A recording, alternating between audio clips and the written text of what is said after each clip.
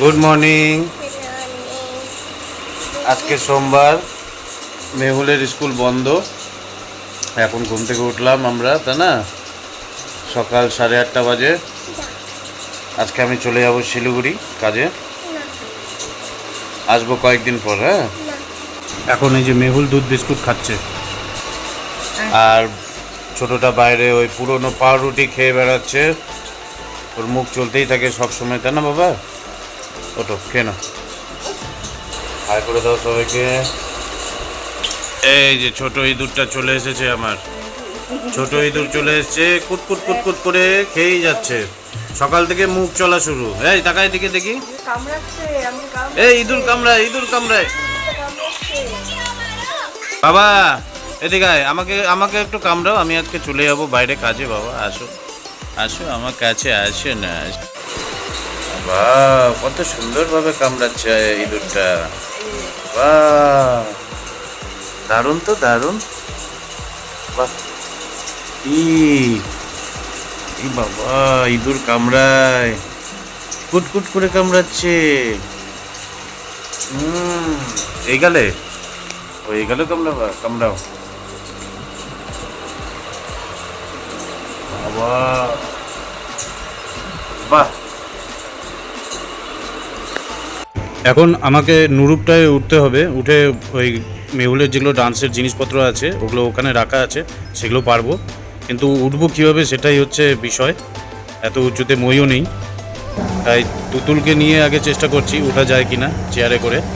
তুতুলকে উঠাবো, ভিতরেও গিয়ে জিনিসটা এনে দেবে।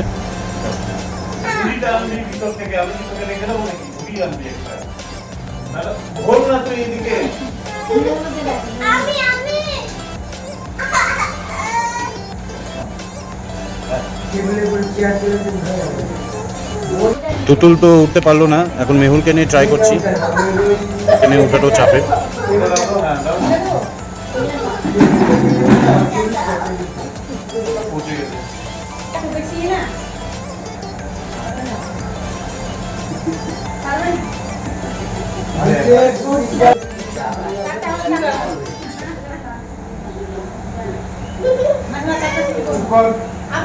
মেহুলকে ঘাড়ে করে নিয়ে একবার ট্রাই করি, দেখিও পারে কিনা।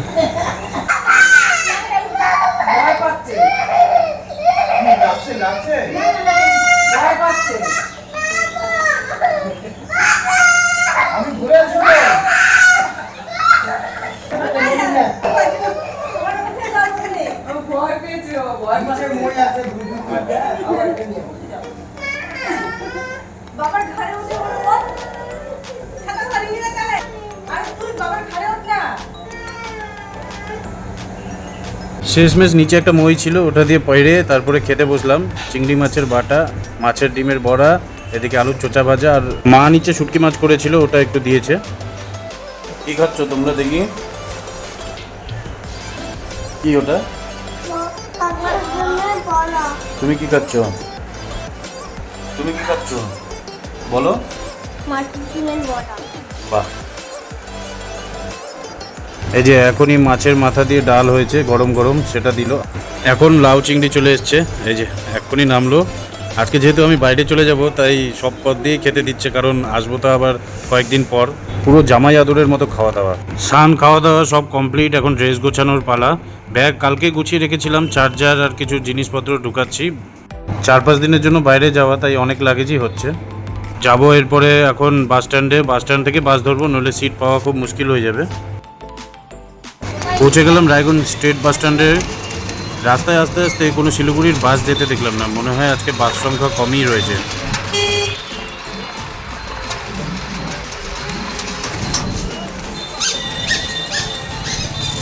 যেটা ভয় পাচ্ছিলাম সেটাই হলো, বাস স্ট্যান্ডে এসেও লাভ হলো না, সিট একদমই নেই, পুরো গিজগিজে ভিড়। বাসে তো উঠে গেলাম, আজকে ভাগ্যটা এতটাই খারাপ, করণ দিকে ঢুকতে না ঢুকতে বাস খারাপ হয়ে গেল। এখন ড্রাইভার বাসটা সারাচ্ছে, সবাই নিচে নেমে গেছে, অনেকে চলেও গেল ওয়েট না করে। আর গরমও প্রচণ্ড পড়েছে, সিট তো পাইনি। ভাবছিলাম করণ দিঘিতে একটা সিট ফাঁকা হতো, ওখানে বসবো, তার আগে বাস খারাপ হয়ে পড়ে থাকলো।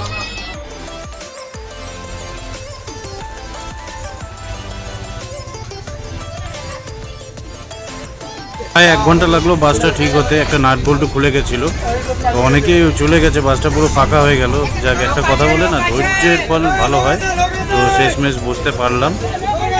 আর অনেকে যারা কাছাকাছি যাবে তারা বেরিয়ে চলে গেছে। আলটিমেটলি বাসটা ছাড়লো, একটু রিল্যাক্স পাচ্ছি কারণ হাওয়াটা দিচ্ছে, প্রচণ্ড গরম আজকে। এখন আবার লাঞ্চ টাইমের জন্য গাড়িটা দাঁড়ালো কানকির আগে, এখানে আবার আধা ঘন্টা ওয়েট করতে হবে। এই হোটেলে দাঁড়ালো গাড়িটা, ভিতরটা প্রচণ্ড গরম তাই বাইরেই দাঁড়িয়ে আছি, একটু হাওয়াও পাওয়া যাচ্ছে এখানে। আলটিমেটলি আবার গাড়ি ছাড়লো, কখন পৌঁছায় কে জানে। বাইকে যেতে যেতে এমন হয়ে গেছে যে টুকুর টুকুর করে বাস জার্নি আর ভালো লাগে না, যেহেতু বর্ষাকাল তাই বাইকটা নিয়ে আসলাম না। গাড়ি সবে এখন পাঞ্জিপাড়া ঢুকলো, এখনো অনেকটা পথ যেতে বাকি আছে। ওই দূরে পাহাড় দেখা যাচ্ছে, পাহাড় দেখলে মনটা শান্তিতে ভরে যায়, কারণ মনে হয় শিলিগুড়ির কাছাকাছি চলে এসেছি। এখন চোপড়া পার করছি। আজকে যা গরম পড়েছে, জানি না শিলিগুড়িতে কেমন ওয়েদার হবে। এমনিতে ওখানে নন এসি রুম বুক করেছি, গিয়ে দেখি। এখন বাগডোগরা ঢুকছে, ওই যে দূরে একটা ফ্লাইট যাচ্ছে, আমি দেখতে পাচ্ছি, আপনারা দেখতে পারবেন না। এই বাগডোগরা এয়ারপোর্ট পার করছি। বাগডোগরাতে ফ্লাইওভার হয়ে যাওয়াতে যানজট আর আগের মতো নেই, নাহলে আগে বাগডোগরা পার হতে অনেকটা টাইম লেগে যেত।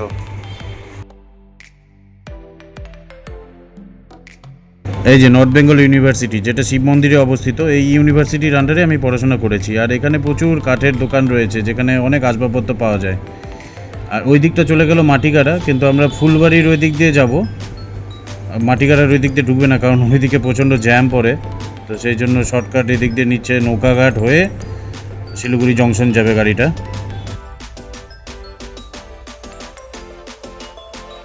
এটা হচ্ছে নর্থ বেঙ্গল মেডিকেল কলেজ, যেটা নৌকাঘাটের আগেই পড়ে। এদিককার ভিউটাও অসাধারণ, যেহেতু এদিকটা পুরো ফাঁকা। আগে তো আরও ফাঁকা ছিল, কিন্তু মেডিকেল কলেজ হওয়ার পর থেকে এখানে অনেক জনবসতি বেড়েছে। আমার এক পিসির বাড়িও এই মেডিকেলে, কিন্তু আসা হয় না সেভাবে এখন। আর ওই যে দূরে দেখতে পাচ্ছেন, ওটা হচ্ছে কাশিয়াং পাহাড়। এখান থেকে তো ভিউটা আরও সুন্দর দেখাচ্ছে, অসাধারণ ভিউ।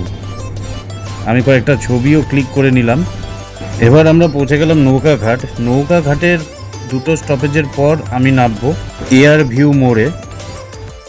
নেমে গেলাম। এবার এখান থেকে টোটো বা আমাকে রিক্সা করে যেতে হবে আমার গন্তব্যস্থলে, মানে আমার হোটেলে। তো চলো দেখি কি পাওয়া যায়।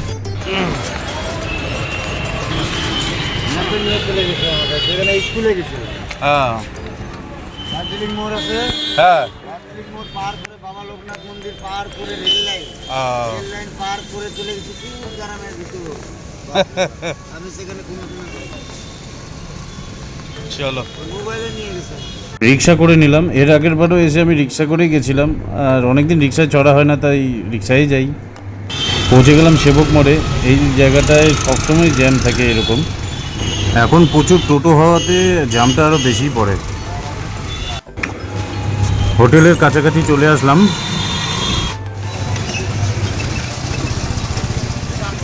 পৌঁছে গেলাম হোটেলে, ওই যে দেখা যাচ্ছে ওয়েলকাম গেস্ট হাউস।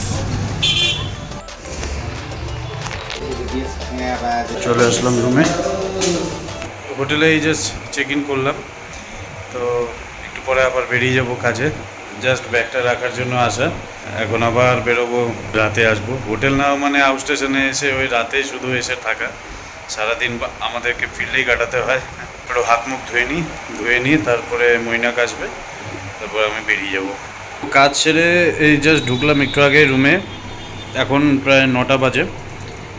রুমে খাবারটা রেখেই গেছে একটু আগে। এখানে শিলিগুড়িতে অতটা গরম নেই, তাই এসি রুম নিইনি, নন এসি রুমই নিয়েছি।